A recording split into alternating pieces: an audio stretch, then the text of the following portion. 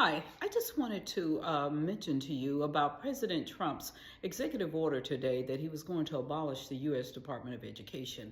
Now, a lot of people are very upset about that, and they're upset because they think that the Department of Education is over curriculum or academics in their child's schools.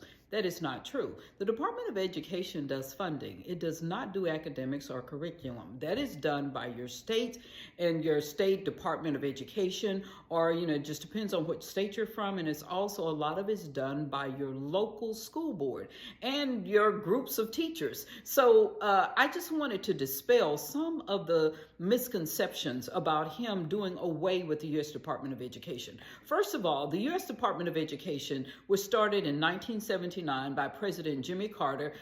Our U.S. Congress approved it and made it official in 1980. So it has not been around forever. And so one of the reasons that he is saying that he wants to abolish the U.S. Department of Education is because he wants to put it somewhere where the funding, which is its sole responsibility, can be handled by someone that is more capable of handling funding. Because he says he does not believe that they lack the common system to track and manage the misuse of funds. Again, misuse of funds. We're seeing this throughout our federal bureaucracies, that we see all of these funds. They have a $102 billion budget, and we're seeing all of these funds being misused. We're seeing so much waste, abuse, and fraud in these federal agencies. So President Trump is looking at it like this. We can take this same funding that we're giving to primary and secondary education,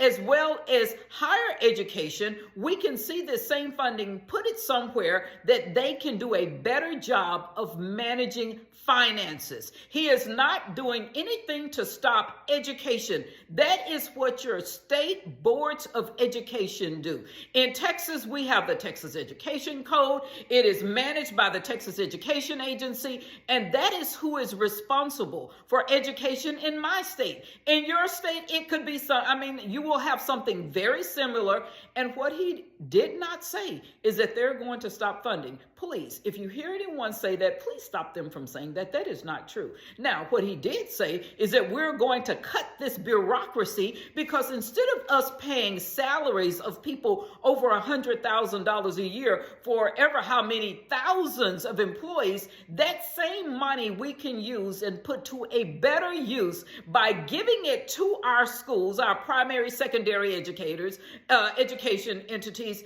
as well as higher education, and we can have a better product. And what is the product? The product are our students, our children, our people that graduate, our adults that graduate from colleges. That's the product. He feels that that same amount of money can be used and put to a better use. And let me tell you this. This is according to trends in the test scores, which are called Trends in International Mathematics and Science Study. They're TIMSS scores.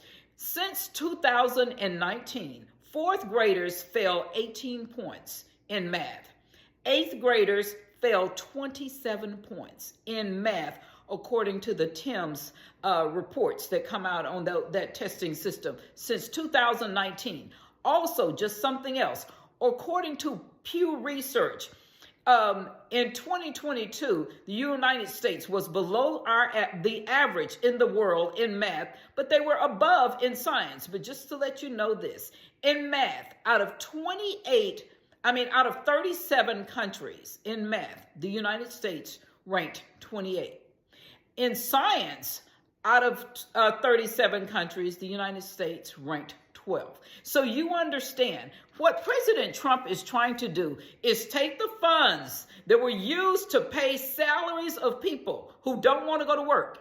He wants to take that money and give the money to the states so that your children can be better educated.